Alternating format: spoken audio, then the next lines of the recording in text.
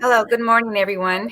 Thank you guys again for joining us. My name is Liana Lara, and I've been LNI and medical interpreter for a few years now. And I am part of Washington Interpreter. Good afternoon, everyone. Thank you for joining us today, again, this Saturday. For those of you that have been with us before, thank you for making the time to be here again. And for those of you that are new, thank you for deciding to join us today. I am Veronica Mendez. I'm from Tri-Cities. I've been an interpreter in Tri-Cities for the past 10 years. I've been an LNI interpreter for the past 5 years. Good morning, everyone. I'm Elena from Tri-Cities, and I want to thank everyone for being here this afternoon, Saturday. Stay with us because we have a lot of information to share with all of you guys, so we're here.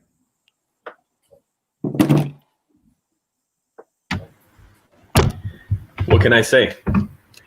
Everyone said everything already. Thank you very much again for joining us. Another exciting podcast that we've developed here for you. My name is Anastasio Lepe, for those that don't know me. Your friendly neighborhood interpreter advocate, my new name. So please have fun with us. Hopefully we have some more important information for you, some guests back from popular demand, I hear, and some more interesting people joining us later on today. Thank you. Good morning, everyone. I'm Juan Medina Boyce, and thank you again for joining us. And like Anastasio said, we have prepared a program for you with special guests and more useful resources. So let's get started right away. If you got the email that we sent out inviting you for this, you saw that we were going to have some COVID-19 resources. And part of those resources has to do with what's going on with the applications for loans that we have. So, Liana, do you want to tell the audience what we have prepared for the COVID-19 resources segment? Yes, thank you, Juan. We've prepared a video tutorial that is going to be about 11 minutes long, and they're going to be talking about how to apply for the PPP loan forgiveness. And Juan will be showing that to you shortly. Again, this is just a guide. If you have any further questions or anything else more specific, you do want to go ahead and contact your CP, the person that you work with, your financial advisor or your bank for further questions. But here you go. Or your CPA. Thank you, Liana. So if you guys give me a minute, I will be sharing that video in a minute right now. Hold on.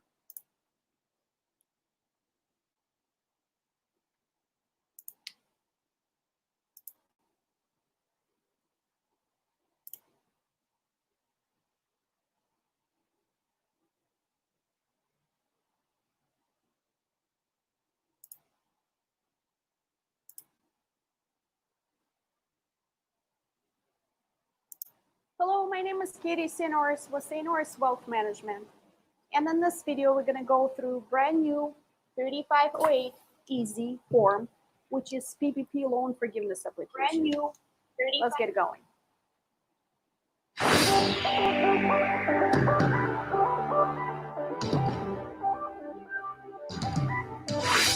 First, the way you can find this form, type Treasury in your web browser and go on. There's the button of the Treasury homepage.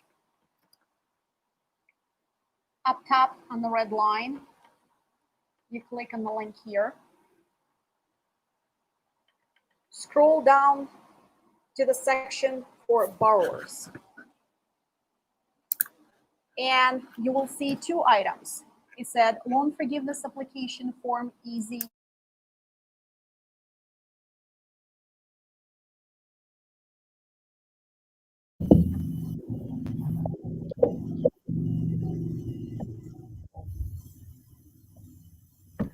We can't hear anything, Juan.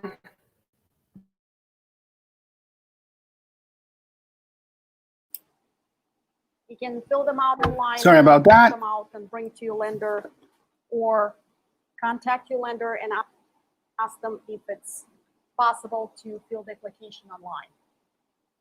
First, you have to determine if you're eligible for this form. In the instruction, you will see checklist for using SBA Form 3508 Easy right here. And you can apply using this form if you qualify for one of the following. There are 3 different options when you can be eligible to apply using this application.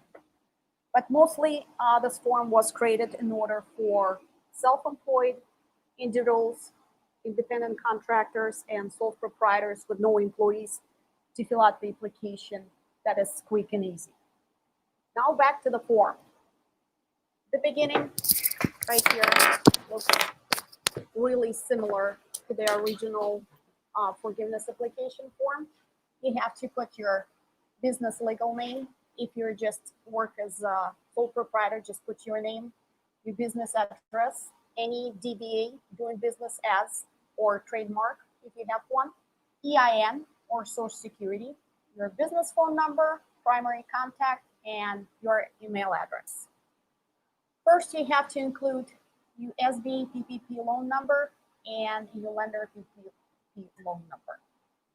If you don't know, you have to contact your lender to find out. Next one is PPP loan amount. You have to put the amount that you actually received. PPP loan disbursement date is the date that you receive money passed into your account. Or PPP loan amount. Let's have an example. In our situation, say we received the maximum amount possible. So how's the maximum amount for PPP loans calculated? Say we had $68,000 in 2019 on our Schedule C, line 31.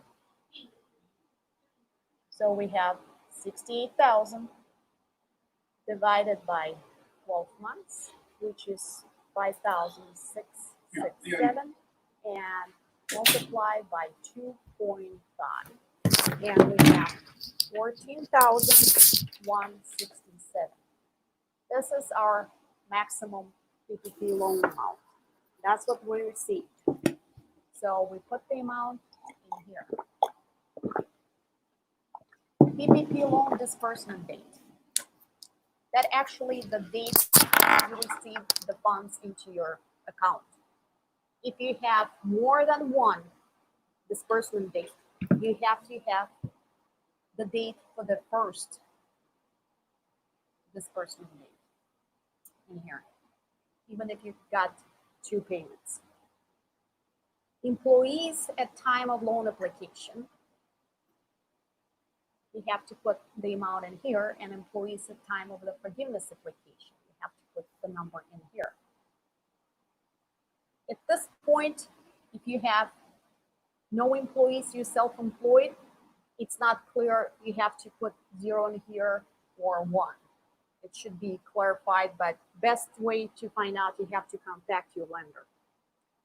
If you received any EIDL advance amount, you have to include your amount in here, saying you received $1,000. And you also have to include EIDL application number in here. Payroll schedule. It's how frequently you pay to your employees or yourself. Weekly, bi-weekly, twice a month, monthly, or you have other amount.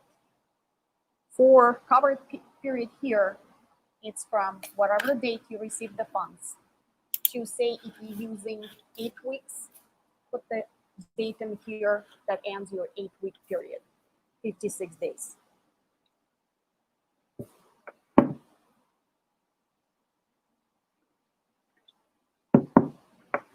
If you're using alternative payroll covered period, say you're paying yourself weekly, it will be better to use alternative payroll covered period. You have to put the dates in here. They kept the same question as on the old form. If you receive PPP loan in excess of $2 million, you have to check in here. The odds are really low that you're gonna have to check the box. If it happened that you do receive the loan over $2 million, keep in mind that you're gonna be audited later. For our example, the line 1 payroll cost. There's a lot of background noise in the. Hello? Can we correct that background noise, please? 19 on Schedule C, line 1, and we're gonna have 68,000 divided by 52 weeks, which is 1,307, multiplied by 8 weeks coverage period. I'm using 8 weeks because majority of people receive their funds prior to June 5th. So you have an option to use 8-week coverage period or 24 weeks. And we have 10,461, which is our compensation to owner. We take this number and then bring it to line 1, which is our payroll cost. Next, line 2, business mortgage interest payment. In our example, we just have rent, we didn't pay any business mortgage interest. For line 3, business rent or lease payments, we had $4,000. Line 4, business utility payments, your electrical bill, your phone bill. We had an expense of $1,000 for our total business utility payments. Next one, it says potential forgiveness amount, line 5. You have to add the amounts on lines 1, 2, 3, and 4. And we have $15,461. Next, line 6, PPP loan amount. As we had an example, we received the maximum. We received $14,167. We put the amount in here, $14,167. Next, on line 7, payroll cost 60% requirement. So if you can recall, the previous amount was 75. Now it's been updated to 60. So you have to divide line 1 by 0.60. Our line 1 is our 10,461, our compensation to owner.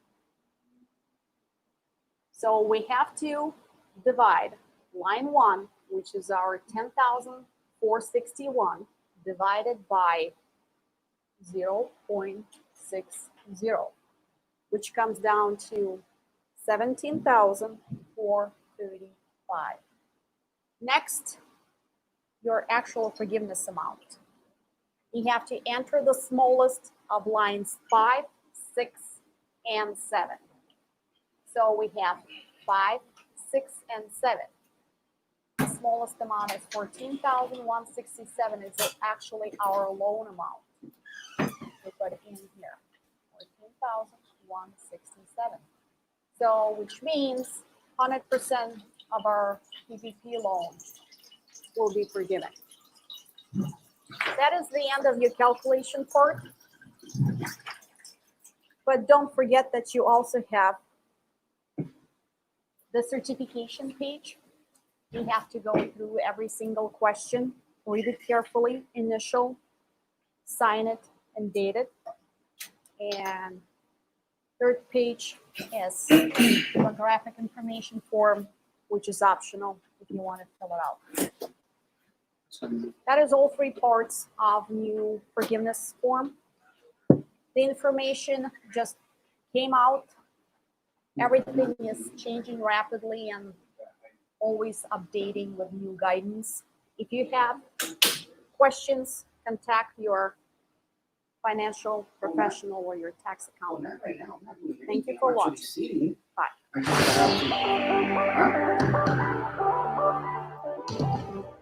Okay. Okay, gotta let you go because the video is out.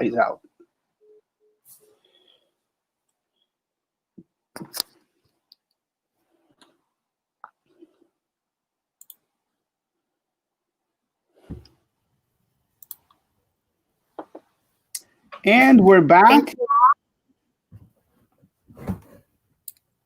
Thank you guys. Thank you all for watching the video. Again, how it said, you need to contact your CPA or your financial advisor for further questions, or even the lender itself. So I'm going to go ahead and step away for a few moments. We're going to have 2 other people come in, and then I'll see you guys later on. Right. Yes. And before we continue to the other segment, to the next segment, we just wanted to apologize if you guys heard any interference going on. It looks like we do have a little bit of a technical issue with what is being projected, but we're trying to fix it. Thank you again for your patience. So let's go ahead and move to the next segment. I want to welcome back to our segment Mr. Dean Tharp right here. I'm going to add him to the stream. And Jael Comack from the Guild of Pacific Northwest Employees. Welcome back. Hey, good afternoon. We're happy to be here. Awesome. It's awesome. By popular demand, like we put out in the email. We had certainly a lot of people loving our past live stream. It actually reached a few high places, so to say. So a couple of government agencies were really surprised you guys were, so eloquently pinpointing all of these issues. So thank you so much for being here again. You're welcome. You're welcome. Awesome. Well, I have unmuted myself finally, and I am unleashed. I am unleashed to the world. So any developments, can you share anything new that's been happening on your end over there, on your side? I know there's a lot of things going on at every level, and you're going to share with us all those juicy pieces of information. But what do you want to start off with today? Well, I can go ahead and start. For people that don't know who I am, my name is Jael Comack, and I work for the city of Bellingham. And I am a chief steward and organizer for the Guild of Pacific Northwest Employees. And right now we were just certified on May 21st of this year. And so it's been just over a month, and we're just kind of trying to establish our relationship with the city. We do have an existing relationship, of course, but we have a new mayor, and we know that there are so many issues, both financial and just issues of all sorts that cities and municipalities are dealing with right now with the COVID-19 specifically, and other issues going on. We have had a few bumps in the road, and one of those is the city refusing to stop sending dues to AFSCME Council 2 immediately upon our certification. They kept sending money to them through the end of May. And so we're, despite talking with them and having our lawyers talk to their lawyers, we unfortunately found it necessary to file an unfair labor practice against the city. And although ULPs can be unpleasant, it's important to establish our relationship right away. And we anticipate that other bargaining units are going to have to deal with this in the future. So we want to get that taken care of. Right. And I'm Dean Tharp, and I'm the volunteer staff representative. I'm a former AFSCME representative myself. Now working with the Guild of Pacific Northwest Employees. So we have a lot of things going on internally as well. We were setting up systems, getting our financial systems in place. We finally did receive our first dues check, from the city. So we finally have some money in the account to get us on our feet financially. And we've hit the ground running as far as representing workers at disciplinary hearings. We have people who are seeking reclassification requests who've sought out our help. So the phone is ringing, and we're acting like a union and doing our job. It's fun to be focusing on serving the members rather than fighting AFSCME. And yeah, like Dean said, we're putting systems in place. You know, and it's communicating with our members. We know not everyone voted for the guild, and so that's been a challenge. I just have been dealing with that the last couple of days. You know, people kind of wondering what's going on, and so there's a lot of communication that has to happen still with our members. It's ongoing. Dean, what did you want to talk about? How AFSCME is using workers' dues to continue to fight Right, it? I'll jump into that issue. I mean, that's one of the problems that we have philosophically with the way AFSCME operates, is that if you are not on the AFSCME team, they completely will demonize you. It's not like we are friendly rivals and serving workers, sharing resources, trying to make this a smooth transition. What AFSCME has done is try to make this as a difficult transition as possible. And it really brings to mind is that exactly, what is the philosophy that AFSCME is following here? Are we all in this together? Are we in this big labor tent, each of us trying on our own desperately to keep the labor movement together? Or are we going to spend time and resources, attacking each other? And, it's not our nature necessarily to attack other unions. But I think it really needs to be brought to the attention of everybody just how out of whack this union has become from at the top. I'm not saying maybe at the down level, which is the workers themselves, but at the elite executive level of AFSCME, they have absolutely no problem spending resources attacking us personally, attacking our union, attacking our efforts. They have lawyers hired specifically to make our jobs difficult. They bring in people from the outside to run what I consider really anti-union campaigns. What we were faced with when we formed the guild and went through the election process was a cookie cutter, right out of the book, anti-union campaign that could have been enforced on us by any employer. So if we were trying to organize, for example, a group of workers in a water department, and the employer decided to bring in an anti-union person to run all these tactics, anti-union tactics, against us. I mean, we would expect an employer to do that, but we would not expect another union to do that. And so it's mind-boggling, frustrating, and a little bit heartbreaking to see where the labor movement, has brought itself, to this kind of conclusion that we're going to be spending our members' dues money attacking our own members and attacking our own and other unions. So we can tell the story firsthand, Jael, right? Exactly. We're seeing this happen. In very real terms, and Jael will tell you a little bit about what they're doing, what they're trying to do to us as we move into our representational phase. As a guild, actually trying to do the work of a union. Yeah, thanks, Dean. So what Juan is showing on the screen is an unfair labor practice complaint that I filed on behalf of the guild against Chris Dugovich, the president of the Washington State Council of County and City Employees, or Council 2.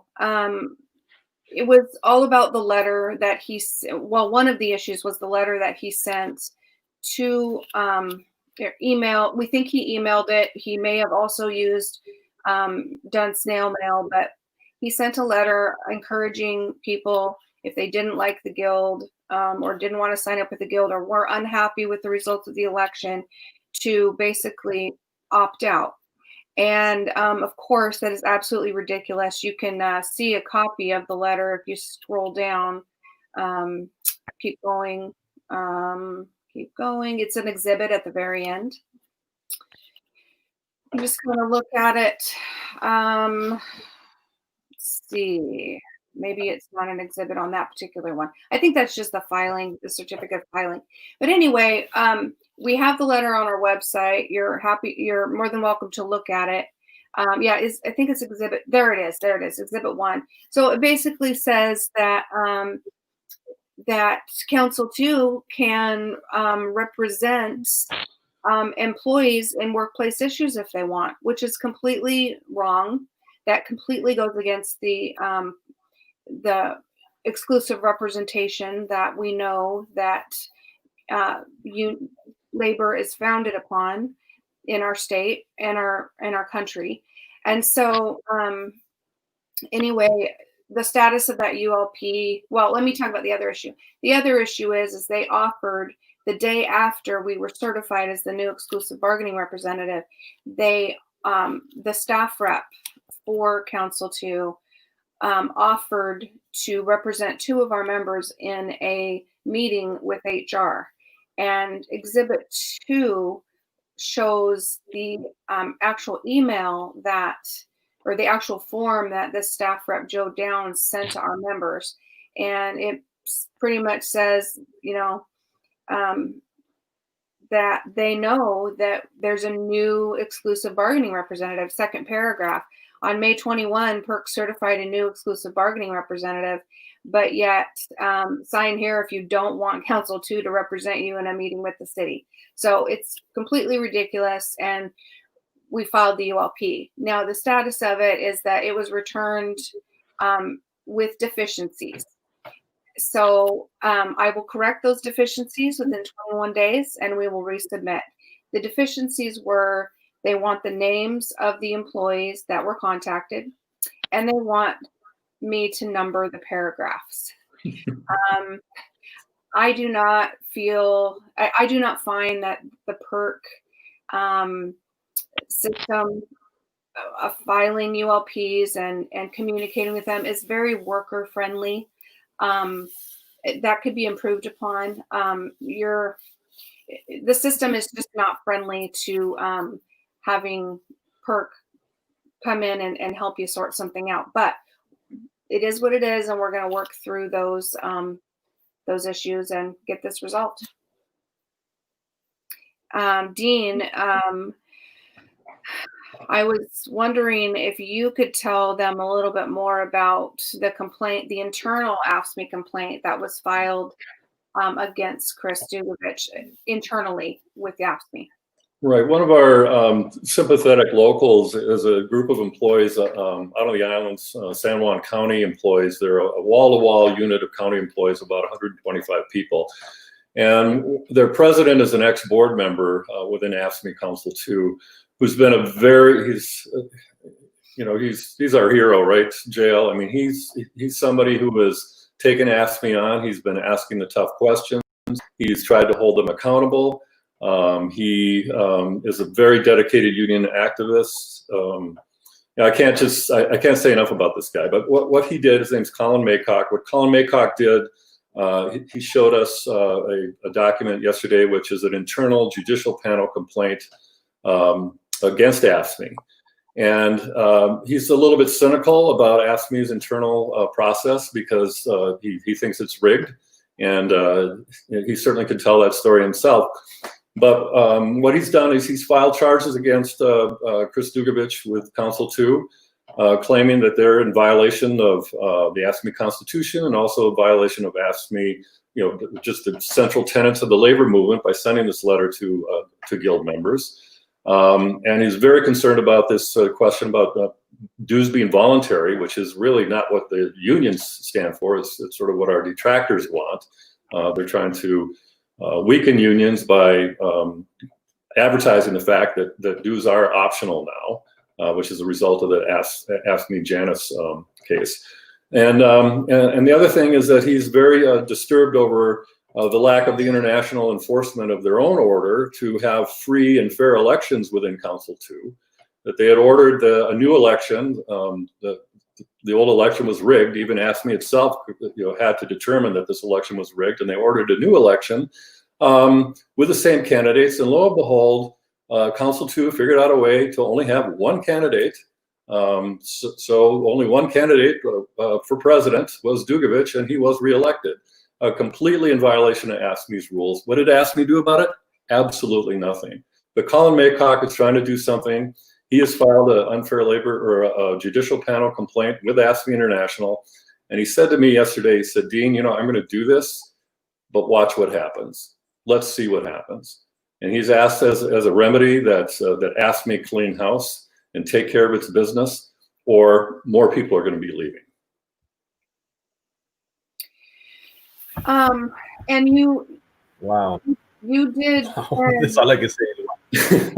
Yeah, I wish I was making this up. I mean, it's just, this is not the way that this is why the union and labor movement is crumbling and shrinking. It's because of these characters who are taking control from us, the workers, and are running the union themselves. They think it's their union, not ours. And that is how this union is run. And I am urging all of you to really consider the AFSCME choice just because of that. Okay. I'm a former AFSCME staffer. There are some good AFSCME people out there. There are some great AFSCME councils. I support them. I worked for a couple of them. I was a member of one of them. I understand all that, but it has gone way overboard. So, I was very upset about this. Now, the AFL-CIO is sort of an umbrella organization, which was formed with all the unions affiliating, who all would abide by the rules of the labor movement, that we're going to be clean, we're going to be corruption-free. If you don't run by our rules, we are going to kick you out of the AFL-CIO. You're going to be a renegade union. You can't join our club. They all have they have a constitution where they agree not to raid each other members. This is the big state umbrella organization we have in the state of Washington, and also nationwide, AFL-CIO. What Council 2 did to guild members by sending this letter is so in violation of the AFSCME Constitution, or the AFL-CIO Constitution. I wrote a letter asking them to investigate. Guess what happened? Nothing. No response. Not even an acknowledgement that this even occurred. So this is how again,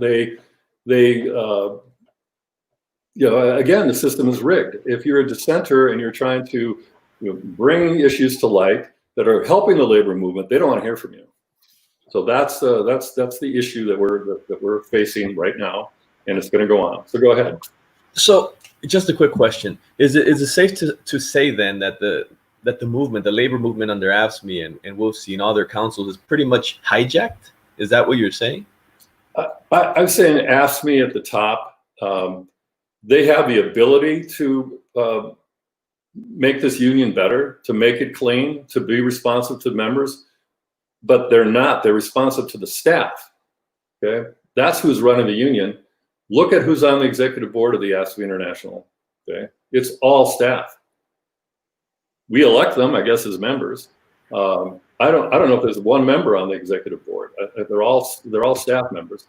That's the problem. That the staff is taken over. With WFC, I don't have enough experience. I know there's some good people there, but if the oversight is corrupt, how can we have any assurance that people are going to be following the rules from the top on down, especially the staff? The workers, we can sort out the workers' problems with each other through the judicial panel. But God help any of us who, if we file charges against AFSCME staff using their own internal process. Yeah. And sorry. Go ahead.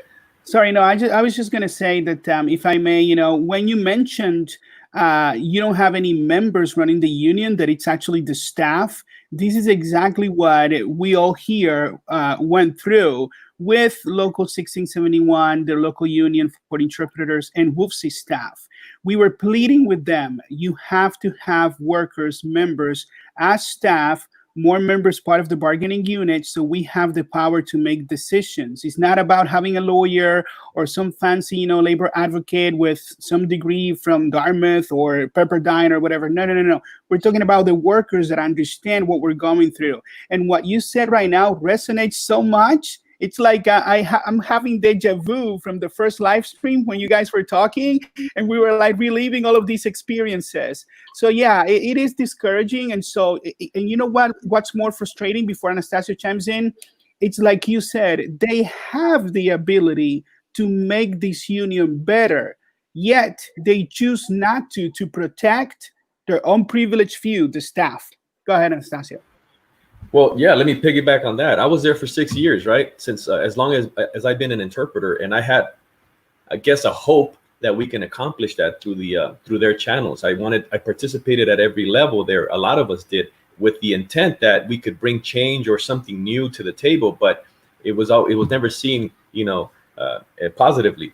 But no, a lot of things that you mentioned, that you talked about right now, just are completely bouncing around in my head. The word acclamation comes to my mind over and over, because I guess this is their preferred choice of electing their officials. Once they've turned everybody off, once they just made the process so cumbersome that nobody wants to participate in it. Remember, this is a voluntary positions. We have to take our time and work, and then go and volunteer. But they make it such a turnoff that by the end of the day, they pick their candidate, and he wins by acclamation most of the time.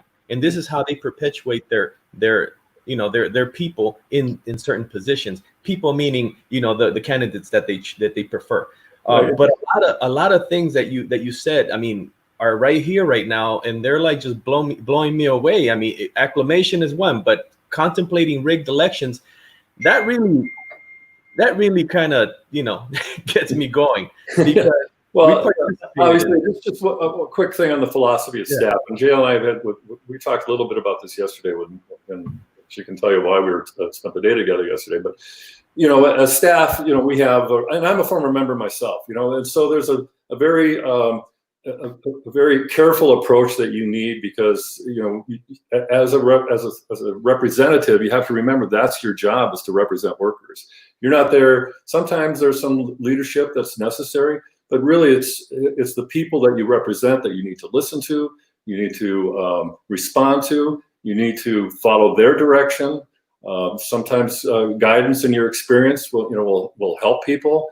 And there's many times where I'm recommending things to JL and the board, and they're saying, thanks, Dean, but we're not going to be doing that. I'm not going to have a temper tantrum, because it's not my union. And I know it's much more important for me to be listening to them than vice versa. And I just wanted to add a little bit about that. There was many times over the last couple of years that Dean was told, as our staff rep, Dean or our other staff rep, Matt Miller, was told by Chris Dugovich to get Bellingham in line. Why are they asking questions? Tell them the answer and figure it out. And they were what I interpreted as in trouble. Our staff reps were in trouble because we weren't behaving. And the other thing is that it is absolutely insane to me that staff reps can carry the proxies for locals at the convention and then vote them. In Council 2, there's a notice of a convention sent out and notice of elections, but in the last, 8 years that I've been involved as an officer, it wasn't encouraged that you go to convention until we had Dean as our staff rep. It was just like, oh, well, yeah, there's this thing happening, every couple years, and you need to go, but, or maybe if you want to go, here's the papers, but if you don't, then just sign here and I can go for you, and until Dean came along, and we didn't really realize there was anything really wrong with that. But if you think about it, we've got paid staff reps throughout Council 2, and I hope some of them will watch this. How can they feel good about going and casting the votes for all of their locals? And if they don't vote for their boss, they could be fired. It is a complete sham the way these are done. And AFSCME International knows that this is done. In fact, I had a long conversation with Jeremy Cruz, our purported administrator, one of them, about this. And he just like, well, that's just the way this council does it. And so it does perpetuate bad leadership, just staying in the same position, at $400,000 a year for year after year after year. There's no term limit. There's nothing like that. Wow. So anyway, I wanted to talk a little bit about what we did yesterday. For people that don't know, I just want to give a quick summary. People may be just coming in to watch this. So last year, all the years are running together now, but it was last year, right, Dean? Yes. We filed, we, meaning me as an individual, Colin Maycock as an individual, and our two locals, Local 114 and Local 1849, jointly filed a lawsuit in federal court against Council 2 and AFSCME International because they were refusing to give financial information about how our union was run. We had worked through all the internal channels, and still they would not give us information that we thought we were entitled to. So that lawsuit progressed. It was very expensive.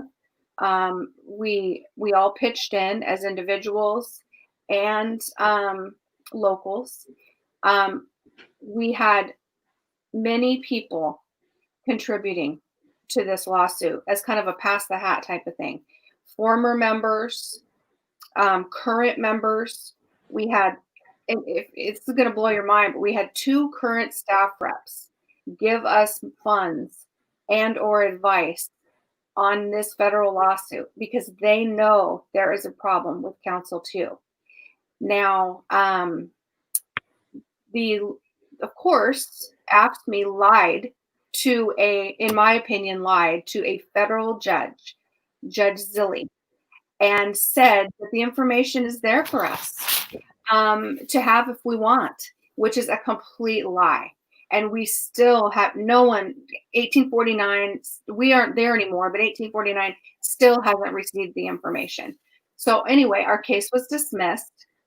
And then time marches on, and we have the convention, the election is rigged, and then the next step was we file for new representative, which made AFSCME and Council 2 angry. And the way that they react to dissenters, as Dean said, is they punish you.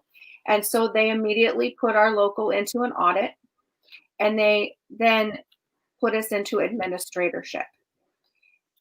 Now, that put our attorneys for the federal lawsuit in an interesting predicament, because now they have AFSCME International knocking on their door saying, we've taken over administratorship of this local, so now we are entitled to your legal file. So all of the private attorney-client information that exists, even though AFSCME was the defendant in that case, now they're saying because they put us under administratorship, they're entitled to the file.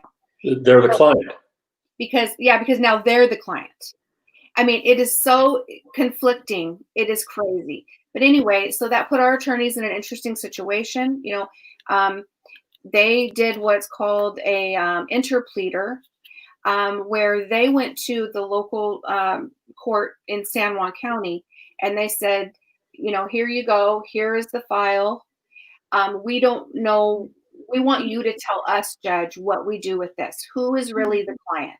Is it truly AFSCME International, or do we not give that to them, or do we give that to them? So that's what this whole case is about. And all the documents are on our website under the media tabs. You're welcome to click there and read them all. But that's pretty much the summary. So what we did yesterday was we AFSCME and Council 2 have hired an attorney called Mr. Ed Younglove from Younglove and Coker in Olympia. Who is the Council 28 attorney? Yes, he said on the record yesterday that he is the attorney for Council 28. So you guys may be dealing with him at some point.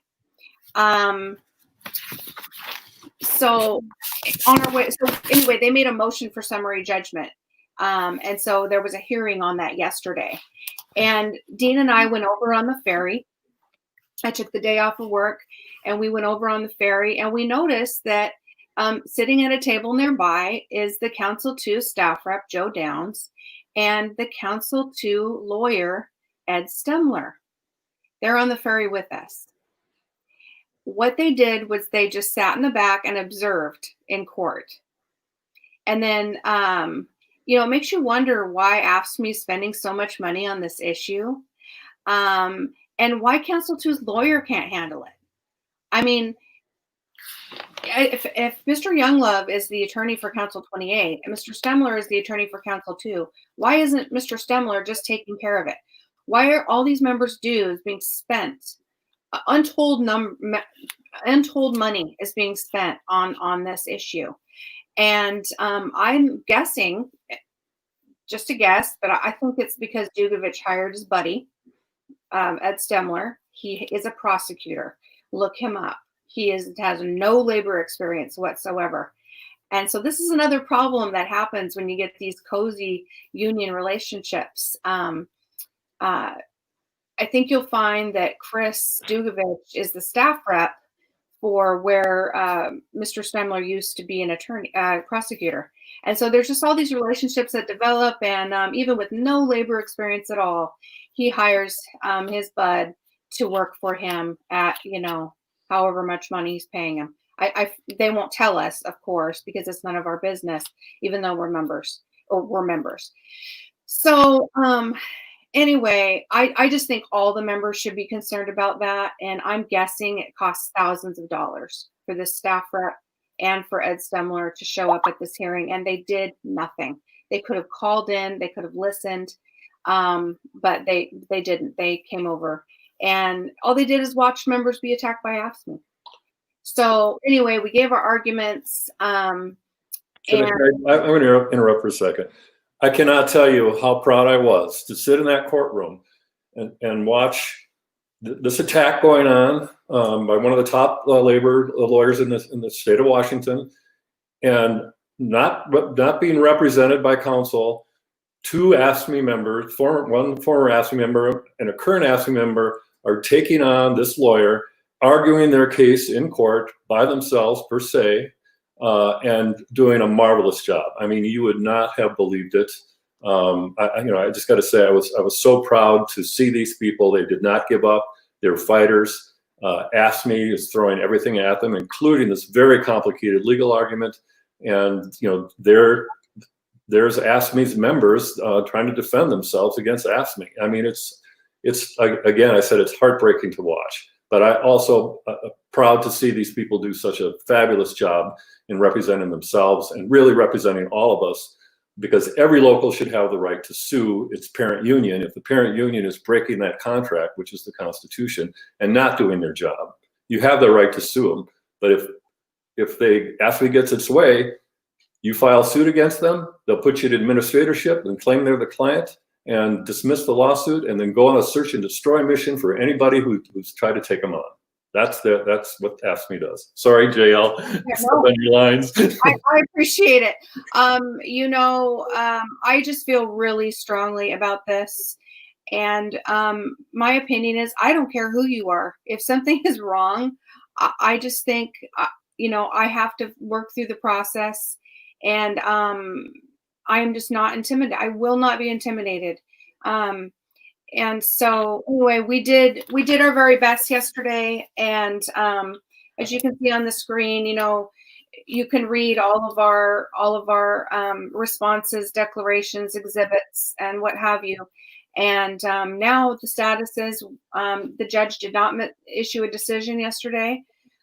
She very wisely noted that this is a complicated issue and that could affect, other issues down the road. So she's going to, she said she's going to consider it a little bit more, and then she'll issue her decision by in writing on whether to hand our legal file over to AFSCME International. So that's the status of that. So what questions do you guys have for us about any of that? Where to begin? Oh my man. God. Got like 10 questions I want to throw at you at the same time. It's certainly a lot. And, the level of just, lack of care, the lack of care that this union has for their members' working families, volunteers that have devoted years of their life We have devoted, precious time and resources, time away from our families, and everything that we hold dear to further, the labor movement and protect our jobs. But the way that they just don't care, and like you said, using workers' dues to fight other unions and to fight families instead of, probably, reaching deep into their souls and say like, hey, we do have to change. Things are changing. It's not as easy as it was before.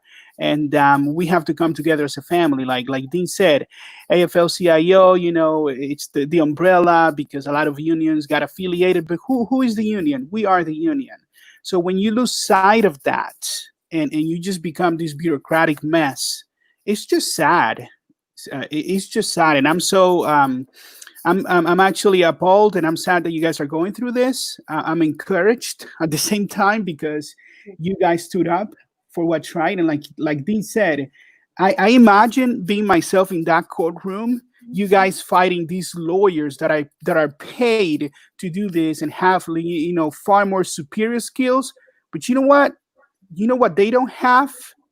They don't have your experience, your fire, and your determination to do what's right and to protect your jobs and to help your fellow workers. So that's what they don't have. They don't get it. So I'm happy to see that. Go ahead, Anastasia. Wow, how to go after that? You put it very nicely there. But I've got this different movie going on in my head. I'm watching again, Jimmy Hoffa, and I'm thinking Dugovic, but the name like Blagojevich comes to my mind.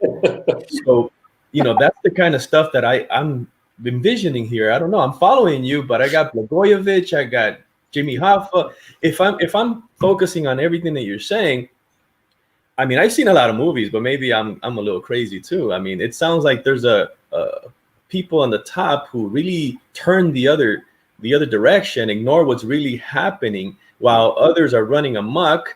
There is no order. There is no checks and balances of any kind. They use these dirty tactics, using members' dues to attack other working people. I mean, I don't understand what this is. It's reminiscent of something else. It's not. They're not acting like a union or a labor organization. They're acting like thugs. Yeah. And so if I may, and right after that, Jail asked if we had any questions for you guys. And I think, we all have a few questions that we prepared for you. And it's just that we're just so in shock because knowing what's going on, but hearing it from you guys, it's like Anastasia said, it's just like a movie, right? But we do have a couple of questions. So I'll start with the first one. Now that you guys are a union, you guys have fought these guys. You won the election, you are independent, yet you still have to fight more shenanigans, dirty tricks, and all this that's going on, like you just said. But what about, what are you guys doing for your pay for the guild? How are you handling this? Well, I can start off with that. So we aren't being paid anything right now. And if we ever were to be, that would be decided by our membership democratically. So, up until now, we have had hard costs. We have website hosting and email, services and legal fees and, printing, postage. You do have hard costs. And fortunately, all of our all of our organizing team, including myself and Dean, have put forth money so that we can do these, get off the ground and take care of these hard costs. So, we've kept our receipts, and at some point we're hoping our membership will approve the reimbursement of those expenses. But that is definitely something that our executive board and our members are going to have to decide. We want to be completely transparent and let them know, this is what we've put out in expenses, so they know exactly what they're paying or what they're voting on. We have our first meeting. Due to COVID, it's not been easy, but we've We have our first meeting set for this coming Tuesday. And so everyone who has signed a card will be invited to our online meeting, and we can accommodate every single person who wants to participate, who is a member of our union. And as far as volunteers, AFSCME heavily relies on volunteers. I mean, we put in, even under council too, we put in just hours and hours and hours of volunteer time. But there is a limit of the skills that we have. And at some point, you need to hire an accountant, which we will do.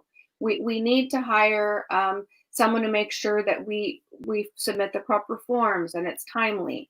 We need legal advice sometimes, so there is a limit to what your volunteers can do, and there is a time for people to be compensated for what they are bringing to the union. So there is definitely a distinction there between volunteer time and paid staff, and we will need paid staff at some point. Awesome. Speaking about money, which is a very interesting subject, right? Did you see the last video, Juan's video, where he's kind of explaining how maybe LNI is not considering the My Language Link or the choosing of My Language Link to be a potential conflict of interest? Did you get a chance to look that over? I was very impressed. My compliments on the research that went into it and also the presentation. It was very well done. Yeah, thank you. But in the content,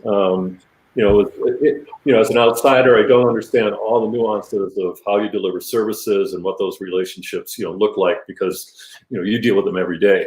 But I have a pretty good understanding of what's happening, and I have to say, I think you really touched on a very sensitive issue, at least, to me as a taxpayer. I want to make sure that the money that I send to the state as a taxpayer is spent locally, that we can develop our own economy here. I know there's a profit built into the system that everybody participates in. I get a little concerned as a taxpayer that I want to spend money on services that are provided, and I want to make sure the people who are providing those services are paid decently. And I know the way that sometimes these systems operates is the only way that for profit to be made is by on your backs, reducing your benefits, your salaries, your expenses. That frees up more money for vendors to take home. But I know what the system is, and hopefully you folks can work through all that. But I am very strongly opposed to sending money not only out of state, but it sounds like out of the country as well. Did I get that right? Yeah, that is correct. This My Language Link agency out of Connecticut is basically what you would call a front. So they have an agency, a franchisor coming out of Connecticut, but their parent corporation is out of Argentina, a foreign country. So if you put all the pieces together and we have a local union supporting, exporting our jobs, or the money that goes into funding these programs leaving our country, especially at this moment, it just doesn't make sense at all. What's going on? It doesn't help me as a taxpayer. Yeah. I'll say that. I'm just on that basis, on a public policy issue, I'm opposed to that. So I also saw the piece where you had the LM2 reports, which is a Department of Labor form that public sector unions don't have to fill out, but those unions that participate in public and private sector organizing, both under state law and federal law, have to fill out. And I got to tell you, I thought you showing your W-4 or W-2, whatever that was, what you made in comparison to the staff salaries, that really struck home, to me. We have a dramatic story in Council 2 where the top 3 people are making close to $1 million, according to, they don't fill out L2 reports. We have to look at 990. So, the salaries at Council 2 are way much over 3 times what they are. But I mean, it just goes to show you, we represent people in Bellingham who are barely making above minimum wage, and to see these kind of salaries, is compared to what you're making, doesn't sit right. Again, I was a recipient of a union salary myself, but I never hit the paydays that I see being hit now, ever. So yeah, I thought it was a really dramatic and convincing video. Again, I compliment you on that. Thanks. We try to do something, impactful yet not negative, just to show people what's going on, and so people form their own opinions. And the reason why I decided to share what I made with LNI, and as you saw in the video, I do have other sources of income, but it's just because to highlight that contrast. Anastasia and I have done this before, showing our pay stubs and stuff, but it was important that people would see that. So it's encouraging to see that you guys thought it was a good idea, and it highlights, the concern that could be potentially with, union members making so much money off of union dues. Money to burn, money to burn. Exactly. There's so much money, we could send it out of the country during a pandemic. There's obviously, money's not an object. Just covering the expenses of the volunteers. I mean, how much time and effort, JL, I mean, I just look at yesterday, I mean, putting in the time off work, the ferry ticket, the lunch, by the time you get home, you're out. If you're taking your car, you're out over $100. So, I mean, these kinds of things, we as co-workers and co-union members, we need to, to recognize that and make sure that volunteers are taken care of, not just staff.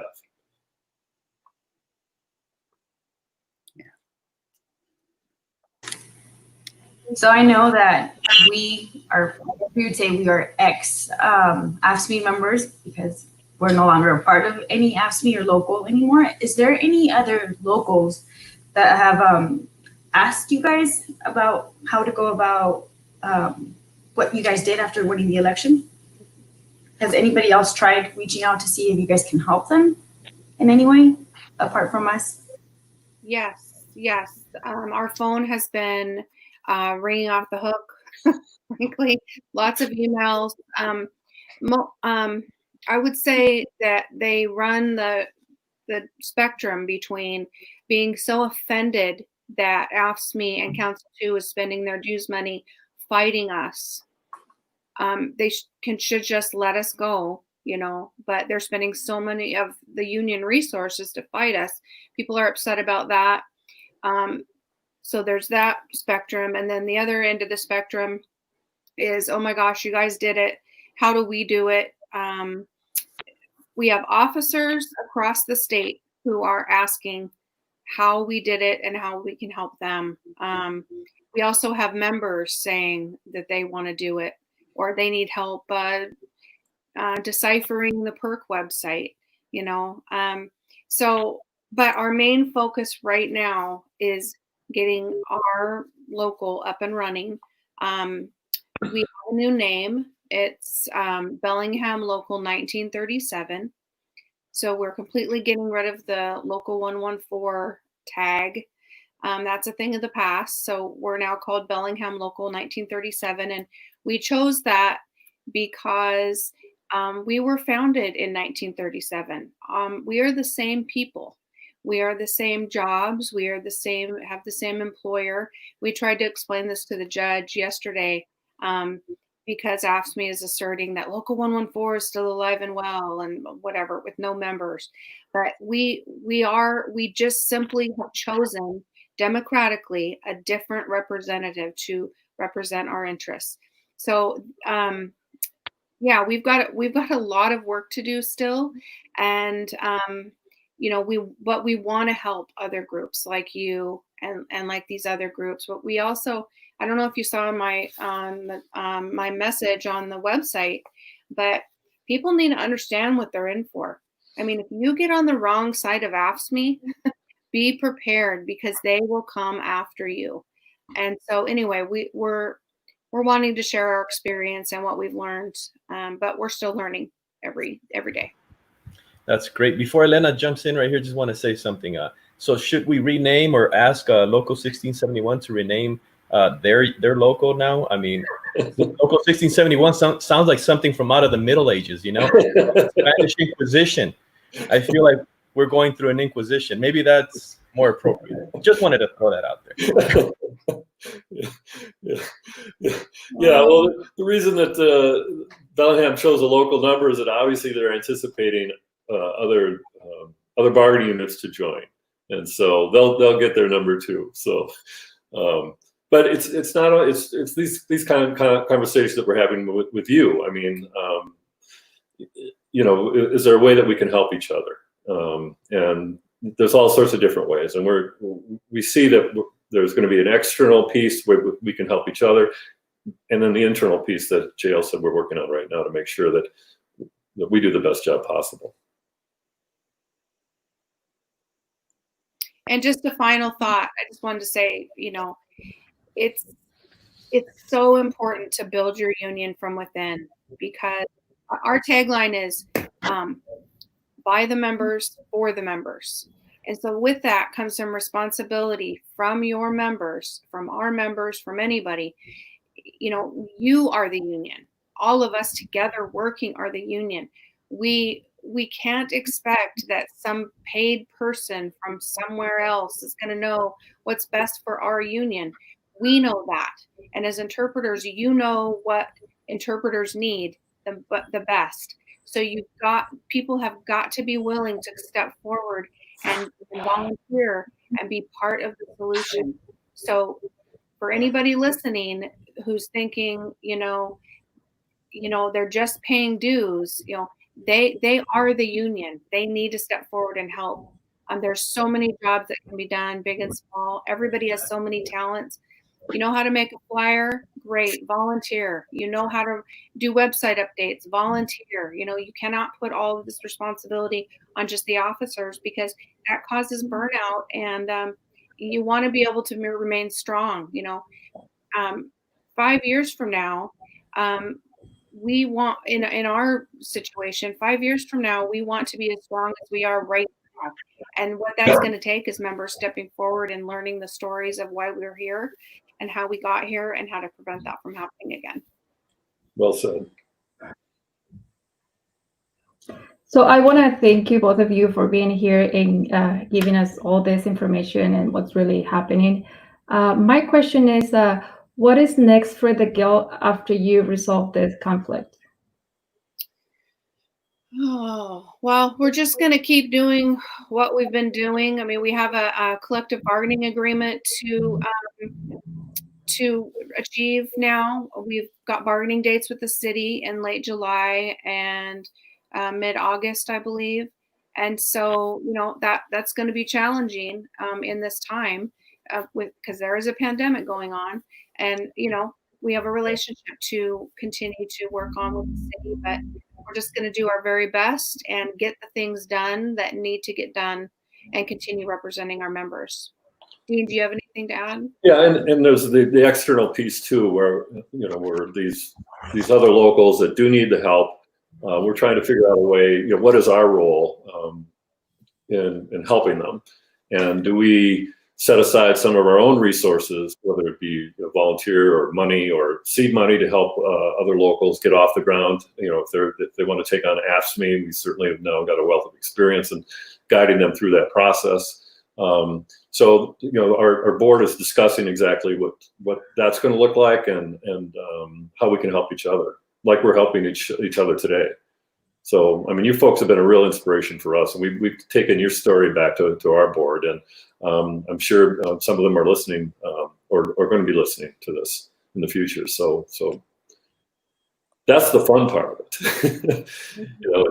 is all of this is happening during a pandemic, making new friends. Yes. Well, I want to say, thank you. Thank you so much again for making time to be with us. And we just learned so much. Every time you're here, we learn a little bit more. And today was just like a lot more. And you're very welcome. It's our pleasure. Yeah, thank you. And like you said, it's fun to make new friends and to take on the challenge. To me, this is a lot of fun. It could be stressful. I'm not going to lie to you, but it's a lot of fun to be involved in all of these situations. For our team also, I'm not speaking for them, but they'll tell you it's a lot of fun, even through the stress and the challenges. We're like, okay, we have this deadline, we have to do this. And it's just fun to go through those motions and to have that challenge up. And so thank you guys so much for being again a source of inspiration for us as well. And we cannot wait to have you back and to do more collaboration. To end, I'm going to let Anastasio tell you a little bit of something that we want to do at the end of July, and see if you have any thoughts on that demonstration that we want to do real quick. We do have maybe 3 more minutes for that, and see if you give us pointers on an idea for that. Well, surprise, surprise. Yeah, we do have a couple of plans in the works. One of them is to have all our supporters who have been asking us every day, every other week, what are we going to do in regards to this? What is our reaction? What do you need us to do? So we've got a bunch of people, supporting us now, and really active. They want to see us, do something. So we are contemplating a march. We would like to give the situation a little bit more time to improve, meaning the COVID, the phases, hoping that we enter a phase where we can safely go out there and march for our cause. Of course, we're going to take all the necessary precautions given by the CDC. We plan on all having our mask, keeping distance from each other, doing it all across the state, letting their voices be heard finally, because they've been asking us. This is not, they're going to see the support that we have now. They're going to see it face first out there, out on the field. And we're planning this very, very soon. We're coming together and we're going to bring that to everyone. I want to know exactly what do you think about such a thing? I know it's a very difficult time right now, but this is what our supporters are asking from us. I love it. If you can get a good turnout and you can take it to the streets, that helps. I mean, it gives you visibility. It creates some camaraderie and some solidarity, and it would inject some vitality, I think, into what you're doing. I like direct action quite a bit. So, yeah, definitely thumbs up. JL? Yes, I think it's a great idea. We were contacted by Teamsters a few years back when they were for Whatcom County. They represent the master bargaining agreement for Whatcom County, and they were having difficulty reaching an agreement. And they asked us if we'd be willing to participate, and we had so much fun. We were out there I have video of it. We were out there marching in front of the courthouse, and it was a great time of camaraderie. And they got their agreement within a few days, I believe. And so, the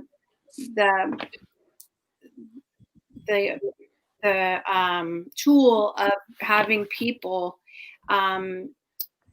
present, and the higher ups can see all of you working together and trying to get a message out there. I just think there's nothing like it, and I think it's great.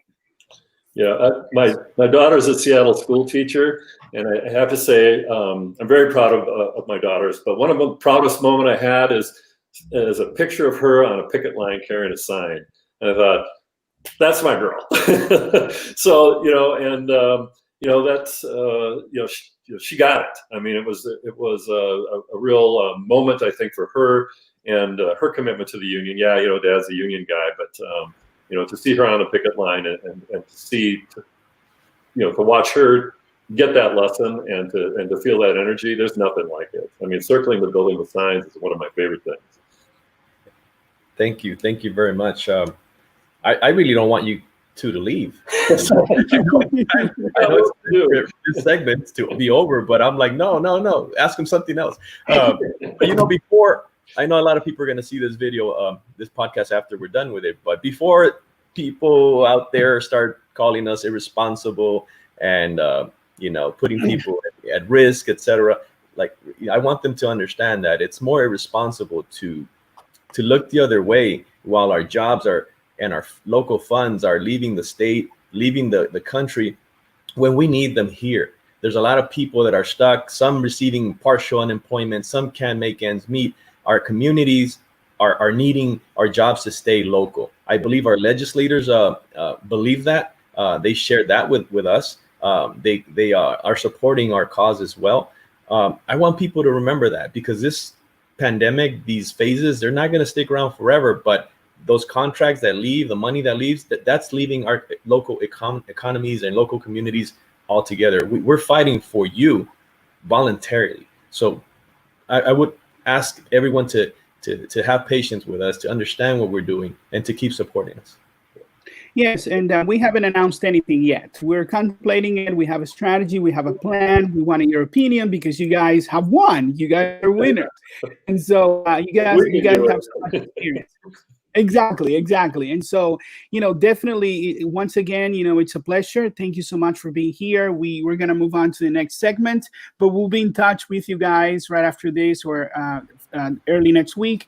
And we just want to say have a great rest of your weekend, and thank you so much. All right, you too. Thank you, everybody. Thank you for coming along. Okay. Bye-bye. Bye-bye. Awesome. All righty, that was awesome. Before we introduce Chan next guest, what do you think, Veronica, Elena? Did you guys enjoy this? I know we all asked a question. What do you think? As interpreters, because you are from Tri-Cities. Anastasia's from Yakima. I'm here, Pacific, nearby Seattle area. What do you think? When you see these guys just be so eloquent, and even though they have a lot of stress, but the way they fearlessly, share with us all of this that's going on, especially them being in that courtroom fighting those lawyers. What was your impression, Elena, Veronica, real quick before we move to Chan? Well, I know that in the past, a few of us have brought it up when we used to be a part of Local 1671 at our local meetings, that maybe we should start our own union. And the thing that they would always say is there's no way we can start another union. There's no way we can do that. It's just not doable. And then here we have them coming on, showing us that it's doable. I think that will help Tri-Cities realize that, yes, it's doable, even though we've been told multiple times at multiple meetings that this is not possible. If this is not possible, how did they do it? I think that's the main thing that I've gotten from it. And I love the fact that they were able to go on live and do it with us. I don't know if Elena wants to add anything to that. Yeah, it's like what they said is a lot of the times we're going to have people telling you that you can't do it. You cannot move forward because a lot of people doesn't know you. But that's the thing. You have to go out there and tell them about what you are, what you do, and just let them see that everything we do, it's to help us each other. And maybe, a lot of the times it's going to be hard, but nothing is easy. If everything was easy, everyone would do it. All righty. That's definitely the right attitude right there. So thank you, girls. We're going to invite to join in now our next guest. And here he is. He's Mr. Chan Tran. He's a personal banker, and he'll tell you more about the titles so I don't screw it up again. But he's my personal banker. He's a great guy coming from Wells Fargo, heading the segment now for financial planning during COVID-19. Interpreters, we are self-employed. We do have resources available for us like the PPP, EIDL loan. And this pandemic, in particular, has been a time for me personally to reflect on my finances, my credit score, things that I should be doing. And so with that said, I introduce to you Mr. Chan. Thank you so much for being with us. You have 20 minutes. Time is yours. Awesome. Oh, I appreciate your invite in this, and I appreciate catching the last 15, 20 minutes of your conversation there. It sounds like you guys are on some really important stuff, and I would love to keep learning about what you're doing, your causes. But just to kind of attach to those points, I'm really excited to see you guys all working together for that cause. Finance is something that I think everybody should really look into as well for themselves. But just kind of like what you're doing, opening the doors for the smaller guys. Even though we're all kind of the smaller guys, there's a lot of things to fight for. And my goal as a banker for Wells Fargo is just really to empower people to really understand their own finances and understand kind of their resources, so they can go out and actually get that American dream that we all came here for. As an official title, I'm actually just a senior banker at Wells Fargo here in Auburn, Washington. Been around that branch my whole entire career, pretty much. Met a lot of people within the community. The biggest segments I work with in the community is usually a lot of Hispanics. The rough part is the language barrier. So meeting Juan was an awesome thing, because I know he's an interpreter. Talked a lot about his team here as well, and so I was really surprised that there was a network like that. I'm now looking for some similar network towards the Asian community. I do a lot of translation for Vietnamese customer in my branch, and so I'm always looking forward to reach out and get to know as many people that's helping, like you guys are. But when it comes to finance, I just want to make sure people just really understand it. It's gonna get crazy. We're going through this pandemic. God knows, 5 years from now, something else is gonna hit. There's always something that's gonna come in our life, right? And so, in times like this, I was talking to Juan a lot. The goal is really to try to keep things simple and relevant to you, so that way you can manage it, right? When we look at the bigger picture, it might be a lot harder to work with. There's so much going on, and so I encourage people to, when things get rough, to keep it simple, break it down to the basics. And so when it comes to managing finance during COVID-19, my message to every single one of my customer has been just very simply, what does your budgeting techniques look like? How much time do you spend on that? How much time do you spend on prioritizing your financial health? Next step would be credit management. And then the main part that I always focus on is planning ahead, because you always got to think forward. You always got to think that there's something else in the future for you, because if we spend a lot of our time just dwelling in the issues that we got to fix, I don't know how that could positively affect us for the future, right?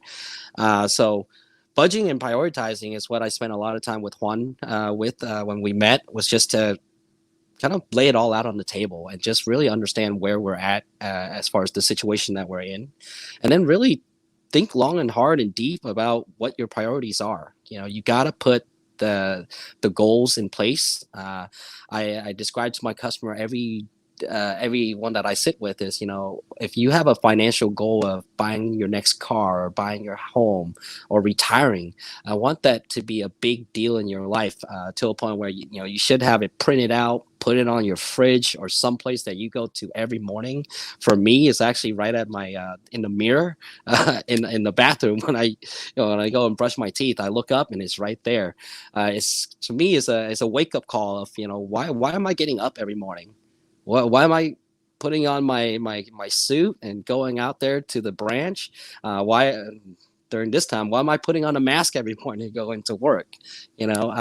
So really be relevant with yourself and have a sense of where you're going and where you want to go. So that way it's always there. I feel like if we don't do something like that and we don't have goals and prioritize, it's just, what's the point? What are you really doing at the end of the day, getting up and going to work every morning? During this time, I hope everybody know that credit is a big deal to really look into, in many different fronts, because you got the Federal Reserve rates have dropped down to zero.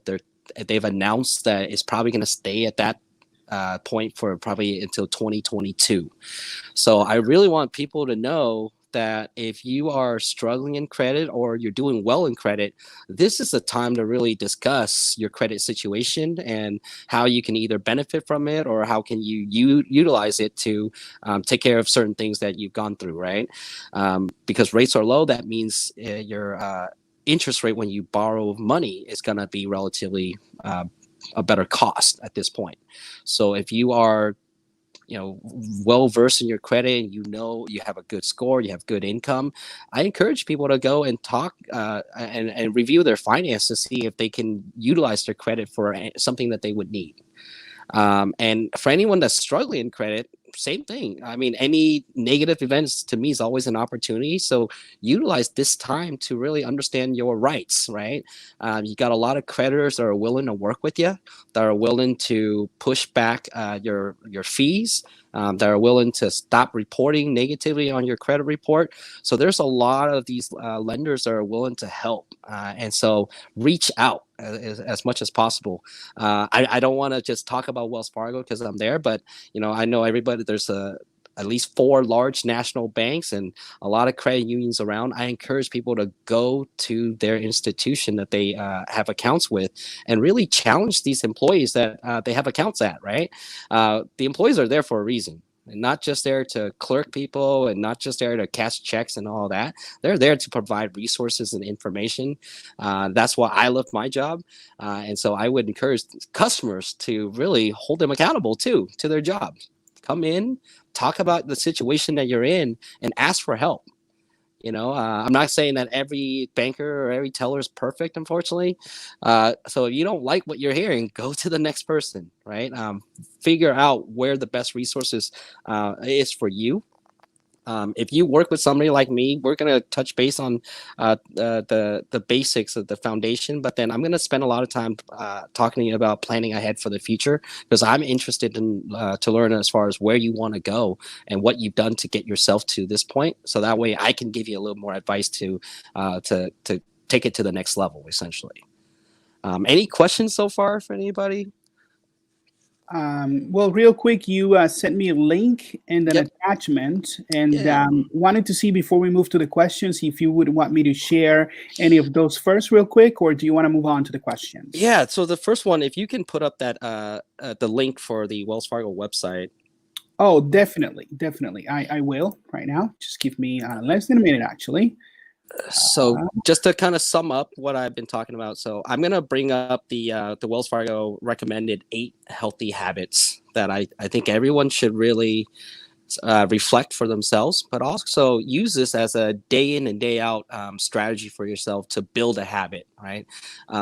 Building a habit takes a lot of time, takes a lot of dedication. So these recommendation that I have here is not to be taken lightly.